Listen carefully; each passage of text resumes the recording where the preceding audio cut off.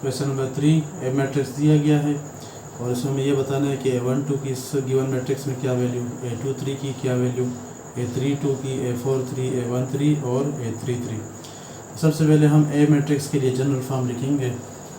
तो ए मैट्रिक्स, तो यहाँ पे जो फर्स्ट एलिमेंट होगा वो होगा A11 से मुराद यहाँ पे जो एलिमेंट है वो फर्स्ट रो और फर्स्ट कॉलम पे वाक़या होगा, और जो यहाँ पे एलिमेंट है वो फर्स्ट रो सेकंड कॉलम पे, जैसे कि वाज़े ये फर्स्ट रो ये सेकंड कॉलम, यहाँ पे जो डेटा होगा एलिमेंट होगा तो वो A13 first row third column, और यहाँ पे जो होगा वो फर्स्ट रो और nth कॉलम।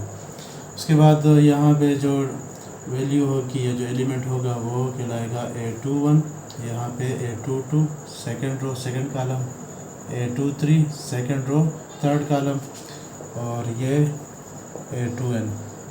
इसी तरह यहाँ पे अगर हम रो को ले लें 1 2 3 अप टू m, तो ये AM रो और फर्स्ट कॉलम। इस तरह यहाँ पे ये mth रो और सेकंड कॉलम, यहाँ पे mth रो और थर्ड कॉलम, और ये 1 2 अप टू mth रो और n कॉलम। तो ये एक मैट्रिक्स के लिए जनरल फॉर्म आ जाएगी। अगर बी मैट्रिक्स तो उसके लिए आप लिखा करें B11 B12 B13 up to B1n, B21 B22 B23 up to B2n, और BM1 BM2 BM3 और BMn। इसी तरह सी के लिए लिख सकते हो, जेड के लिए लिख सकते हो। ये इसके लिए जनरल फॉर्म आ जाएगा। अब इस ज़रा अपनी क्वेश्चन की तरफ आते हैं। तो A12 यहाँ पे क्या होगा, फर्स्ट रो सेकंड कॉलम में जो वैल्यू है वो A12 के लाएगा। तो फर्स्ट रो, तो यहाँ पे ये है फर्स्ट रो और सेकंड कॉलम, तो सेकंड कॉलम ये है, तो इसमें ये वाली वैल्यू आ जाएगी 2, इसकी वैल्यू 2। उसके बाद है A23 second row third column, second row ये सेकंड रो और थर्ड कॉलम ये होगा, तो इसमें ये 0 आ जाएगा, तो ये 0। A32 third row second column, third row और सेकंड कॉलम, तो ये सेकंड कॉलम, तो इसमें ये 1 आ जाएगा। Fourth row third column, fourth row और थर्ड कॉलम, तो यहाँ पे ये 6 आ जाएगा। A13 first row third column, first row और थर्ड कॉलम, तो ये -4 आ जाएगा। A33 third row third column, third row और थर्ड कॉलम, तो यहाँ पे ये 5 आ जाएगा।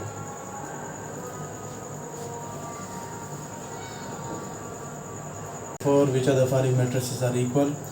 नीचे दिए हुए A B C और D मैट्रिक्स में कौन कौन से मैट्रिक्स आपस में बराबर हैं। तो यहाँ पे हमने A B मैट्रिक्स के जनरल फॉर्म लिए हुए हैं। तो A और B अगर बराबर होते हैं तो उनके लिए लाजिम है कि उनकी करस्पॉन्डिंग एलिमेंट आपस में बराबर हो, यानी A11 B11 के बराबर हो। मतलब फर्स्ट रो फर्स्ट कॉलम में जो वैल्यू है वो B मैट्रिक्स में फर्स्ट रो फर्स्ट कॉलम की जगह पे जो वैल्यू है उसके बराबर, और फिर A12 B12 के बराबर, A12 इक्वल टू B12, यानी फर्स्ट रो सेकंड कॉलम में जो डेटा है वो इक्वल हो बी मैट्रिक्स के फर्स्ट रो सेकंड कॉलम में जो डेटा है उसके बराबर। इसी तरह A21 B21 के बराबर, A22 B22 के बराबर, AM2 BM2 के बराबर एंड सो ऑन। तो तब ये दो मैट्रिक्स बराबर होंगे। यहाँ पे आ जाते हैं A और B मैट्रिक्स की तरफ कि आए ये दो बराबर है कि नहीं। तो इक्वलिटी के लिए लाजमी है कि करस्पॉन्डिंग एलिमेंट आपस में बराबर हों। तो यहाँ पे A11 B11 के बराबर, A12 B12 के बराबर, A21 B21 के बराबर नहीं। तो अगर कोई एक एलिमेंट भी आपस में बराबर ना हो तो मैट्रिक्स बराबर नहीं होंगे। तो A not equal to B। अब चेक कर लेते हैं A और C को। तो यहाँ पे A11 और C11 के बराबर, A12 और C22 के बराबर, A21 C21 के बराबर नहीं। तो यहाँ पे एक बार फिर ये दो एलिमेंट आपस में बराबर नहीं, तो A not equal to C।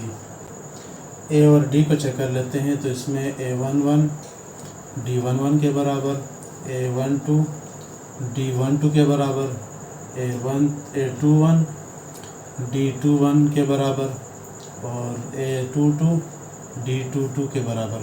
तो ये दो मैट्रिक्स बराबर होंगे तो हम लिख लेते हैं A = D। उसके बाद B और C को चेक कर लेते हैं। तो यहाँ पे देख रहे हैं कि B11 इक्वल है C11 के और B12 इक्वल है C12 के, B21 इक्वल है C21 के और B22 इक्वल है C22 के। तो हम क्या लिख सकते हैं, B = C, B और C बराबर है। तो B और D एक बार फिर बराबर नहीं होंगे, इस तरह C और D भी बराबर नहीं होंगे। तो ये हमारे आंसर हो जाएंगे A = D and B = C। Matrix दिए गए हैं A और B। Forward values of U, V and W are A and B equal. U, V और W की किन वैल्यूज़ के लिए A और B बराबर हो जाएं। तो सबसे पहले हम लिख लेते हैं कि अगर A और B बराबर होते हैं, let A and B are equal. तो A क्या है, 2 - 3 U0 और B V - 3 5W। तो अगर बराबर होते हैं तो फिर V की वैल्यू क्या हो, तो V 2 के बराबर होना चाहिए बाय कंपैरिजन, V = 2 और W 0 के बराबर हो क्योंकि ये करस्पॉन्डिंग एलिमेंट, W = 0 और U = 5, ये करस्पॉन्डिंग एलिमेंट। तो U, V, W की इन वैल्यूज़ के लिए दो मैट्रिक्स बराबर हो जाएंगे। U की वैल्यू अगर हम यहाँ पे क्या पुट कर लें, 5 और W की जगह पे अगर 0 पुट कर लें, V की जगह पे अगर 2 पुट कर लें तो क्या हो जाएंगे, 2 आ जाएगा, -3 - 3 5 और 0 0। तो दो मैट्रिक्स बराबर आ जाएंगे। क्वेश्चन नंबर 6, दो मैट्रिक्स दिए गए हैं और दोनों इक्वल हैं। Find the values of A, B, C, X, Y, Z। A, B, C, X, Y, Z की वैल्यू मालूम करें। तो A यहाँ पे है तो इसको हमें मालूम करना है B।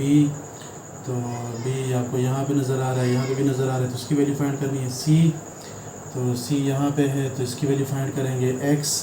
X यहाँ पे है, इसकी वैल्यू फाइंड करेंगे। Y, तो Y यहाँ पे नज़र आ रहा है और यहाँ पे भी है तो इसकी वैल्यू फाइंड करेंगे। Z यहाँ पे है तो इसकी वैल्यू फाइंड करेंगे।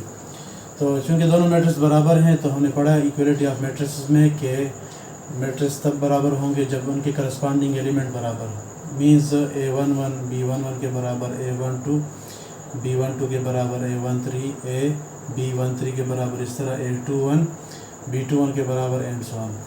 तो यहाँ पे हम देख लेते हैं कि X, Y, Z और ABC के वेरिएबल जहाँ पे हैं तो वो हम ले लेते हैं एलिमेंट्स, तो राइट साइड पे वही एलिमेंट ले लेंगे और उनको इक्वल कर लेंगे। तो यहाँ पे X + 3 = 0 ये लिख लेंगे और उसके बाद Z + 4 = 6, उसके बाद 2y - 7 = 3y - 2, उसके बाद A - 1 = -3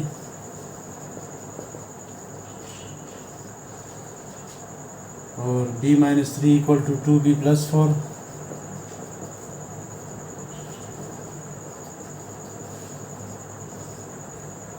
और उसके बाद 2C + 2 = 0। अब इन तमाम इक्वेशन को हम सॉल्व कर लेते हैं। तो यहाँ पे इस क्वेश्चन के अंदर सिंगल वेरिएबल यूज़ हुआ X, तो सिंपल है, X = 3 वहाँ पे ले जाएंगे तो -3 आ जाएगा, X की वैल्यू फाइंड हो जाएगी। यहाँ पे भी linear equation in one variable Z है तो +4 वहाँ पे ले जाएं तो 6 - 4 तो Z = 2, Z की वैल्यू फाइंड हो गई। यहाँ पे भी linear equation in one variable Y है और यहाँ पे आप क्या कर लें, जो वेरिएबल वाला टर्म है उसको लेफ़्ट साइड पे लाएं और जो कांस्टेंट उसको राइट साइड पे कर लें। तो 2y - 3y + 3y यहाँ पे आके -3y -2 -7 वहाँ पे जाके +7 +2 - 3 तो -1 तो -1 × y -5 -2 + 7 तो इससे आ जाएगा +5, बड़े का साइन लगा देंगे। नेगेटिव माइनस दोनों तरफ मल्टीप्लाई करें तो इससे आ जाएगा y = -5 या माइनस वहाँ पे शिफ्ट कर लें तो y की वैल्यू फाइंड हो गई। उसके बाद ये भी linear equation one variable power 1 है तो ए की वैल्यू फाइंड करने के लिए -1 वहाँ पे प्लस हो जाएगा, -3 + 1 तो a = -2, तो a की वैल्यू भी फाइंड हो गई। b - 3 = b + 4, तो ये भी लीनियर इक्वेशन 1 वेरिएबल b, तो इसमें 2b यहाँ पे ले और जो कांस्टेंट उस तरफ ले जाएँ, तो b - 2b + 2b यहाँ पे आके -2b और 4 - 3 वहाँ पे जाके +3, तो इससे आएगा -b + 1 - 2 - 1 b और 4 + 3 7 -1 दोनों तरफ मल्टीप्लाई करें तो इससे आएगा b = -7, b की वैल्यू भी फाइंड हो गई। लास्ट में c की वैल्यू हम फाइंड करनी है, तो 2 यहाँ पे शिफ्ट कर लेंगे, तो -2 = 2c, 2 यहाँ पे डिवाइड कर लें, -2/2 = c, 2 1s are 2 1s are, तो -1 = c और c = -1, तो c की वैल्यू भी फाइंड हो चुकी है। Question number 7, solve for a b c and d, a b c और d के लिए सॉल्व करें। तो दो मैट्रिक्स आपको गिवन है और दोनों इक्वल हैं। तो इक्वलिटी ऑफ मैट्रिक्स में हम पढ़ चुके हैं कि अगर दो मैट्रिक्स इक्वल हैं तो करस्पॉन्डिंग एलिमेंट उनके बराबर, तो a + b - 1 के बराबर, b + 2c 4 के बराबर, 2c + d 8 के इक्वल और 2a - d 0 के इक्वल। तो हम 4 इक्वेशन से बना लेंगे, तो लिख लेते हैं a + b = -1, b + 2c = 4, 2c + d = 8 और 2a - d = 0। तो इसको इक्वेशन 1 नाम दे देंगे, इसको इक्वेशन 2 नाम दे देंगे, इसको इक्वेशन 3 और इसको इक्वेशन 4 नाम दे देंगे। 4 इक्वेशन हमारे पास आ गए। तो अब हमें इसको सॉल्व करना है, लेकिन इसमें मसला ये है कि इनमें 4 वेरिएबल हैं a b c और d, जो कि आपको वाज़ेह तौर पर नज़र आ रहे हैं और उन तमाम की वैल्यूज़ हमें इससे फाइंड करनी है। तो हम यहाँ पे इक्वेशन 1 और इक्वेशन 2 को लेंगे और इसमें हम सबसे पहले जो कॉमन वेरिएबल है उसको एलिमिनेट करेंगे। इस तरह इक्वेशन 3 और इक्वेशन 4 में जो कॉमन वेरिएबल है d उसको एलिमिनेट करेंगे। जब ये काम हो जाएगा तो फिर हमारे पास जो न्यू इक्वेशन बनेगा वो a और c में बन जाएगा इन दोनों से, और यहाँ पे d को एलिमिनेट करने के बाद जो हमारे पास न्यू इक्वेशन बनेगा वो भी a और c में बनेगा। तो ये भी a और c वेरिएबल में, ये भी a और c वेरिएबल में बनेगा। तो ये दोनों इक्वेशन फिर सिमल्टेनियस लीनियर इक्वेशन बन जाएंगे 2 वेरिएबल c और d में। फिर इनमें से हम किसी एक की वैल्यू निकाल के दूसरे में पुट कर लेंगे, या इसमें से या इसमें से, या फिर एलिमिनेशन मेथड करेंगे और इसमें किसी एक वेरिएबल को काट के दूसरे वेरिएबल की वैल्यू हम फाइंड करेंगे, और फिर इस तरीके से हम फिर सारों की वैल्यूज़ बारी बारी फाइंड करेंगे। तो स्टार्ट कर लेते हैं। तो मेथड से आपको मज़ीद समझ आ जाएगी। तो सबसे पहले हम इसको सॉल्व करेंगे। तो इसमें हमें b को एलिमिनेट करना है, तो सबसे पहले हम b की वैल्यू निकाल ली इसमें से, और इसको हम सब्स्टिट्यूशन मेथड से कर रहे हैं। सब्स्टिट्यूशन मेथड ये है कि किसी एक वेरिएबल की वैल्यू निकाल के दूसरे इक्वेशन में पुट कर देना। तो b अपनी जगह पे छोड़ रहे हैं, a वहाँ पे जाएगा तो -a - 1। अब यही वैल्यू हम a b की यहाँ पुट कर लेंगे, पुट इन इक्वेशन 2। तो b की वैल्यू है -a - 1, तो -a - 1 और प्लस 2c = 4, तो -a + 2c = 4, -1 वहाँ पे जाएगा तो +1 बनेगा, -a + 2c = 5। तो इस इक्वेशन को नाम दे देंगे इक्वेशन 5 ही नाम दे देंगे इसको। उसके बाद इसको भी सॉल्व कर लेते हैं। d इसमें एलिमिनेट करेंगे। तो d को एलिमिनेट करने का तरीका ये है कि इन दो वेरिएबल में से इन दो इक्वेशन में किसी एक में से d की वैल्यू फाइंड कर लो, निकाल लो। d = 2c वहाँ पे जाएगा तो -2c बनेगा और +8। अब इस वैल्यू को इक्वेशन 4 में पुट कर लो, पुट इन इक्वेशन 4। तो ये बन जाएगा 2a - d की वैल्यू -2c + 8, तो ब्रैकेट डाल लेंगे -2c + 8। तो जब भी यहाँ पे नेगेटिव साइन हो और आगे 2 या 2 से ज़ायद टर्म हो तो आप ब्रैकेट डाल लिया करें, =0। तो 2a - + 2c और -2 + -8 = 0। तो 2a + 2c -8 वहाँ पे जाएगा तो +8। तो इसको नाम दे देंगे इक्वेशन 6। अब हमें सॉल्व करना है इक्वेशन 5 और इक्वेशन 6 को। तो इसके लिए कर लिए रहते हैं हम कि हम इक्वेशन 5 से a की वैल्यू निकाल लें और इसमें पुट करें, या c की वैल्यू निकाल लें इक्वेशन 6 में पुट करें, या फिर a की वैल्यू यहाँ से निकालें इसमें पुट करें, और या c की वैल्यू निकाल के यहाँ पुट करें। तो इन 4 तरीक़ों में से कोई एक तरीका हम कर सकते हैं। इन 2 इक्वेशन को कहते हैं इक्वेशन 5 इक्वेशन 6 को सिमुल्टेनियस लीनियर इक्वेशन कहते हैं। और इनमें वेरिएबल क्या यूज़ हुए, ए और सी। तो हम निकाल लेते हैं यहाँ से ए की वैल्यू और इसको फिर इक्वेशन 6 में पुट कर लेते हैं। तो ये आएगा minus A equal to 2c, वहाँ पे जाएगा तो माइनस 2c प्लस 5। तो पुट इन इक्वेशन 6, तो यहाँ पुट कर लेते हैं। तो 2 मल्टीप्लाई ए की वैल्यू है minus 2c plus 5 plus 2c equal to 8। तो ये minus 4c plus 2 5 are 10 plus 2c equal to 8 minus 4c plus 2c, तो इससे आएगा minus 2c plus 10 equal to 8 minus 2c equal to 8 plus 10, वहाँ पे जाके माइनस 10। तो minus 2c equal to minus 2, minus minus cancel, c 2 भी cancel, तो c equal to 1। c की वैल्यू हमारे पास आ गई। अब c की वैल्यू आ गई तो c की वैल्यू आप पुट कर सकते हैं इक्वेशन 6 में या इक्वेशन 5 में, किसी एक में पुट करें और उससे a की वैल्यू फाइंड करें। तो यहाँ पे मैं करने लगा हूँ, इक्वेशन 6 में कर लेते हैं। इक्वेशन 6 बिकम्स तो 2a प्लस 2c, तो c की वैल्यू क्या है, 2c है, तो c की वैल्यू 1 इक्वल टू 8। तो ये बन जाएगा 2a प्लस 2 इक्वल टू 8। 2 वहाँ पे शिफ्ट करें तो 2a equal to 8 minus 2, 2a equal to 6, 2 1 are 2 3 are, a equal to 3। तो a की वैल्यू फाइंड हो जाएगी।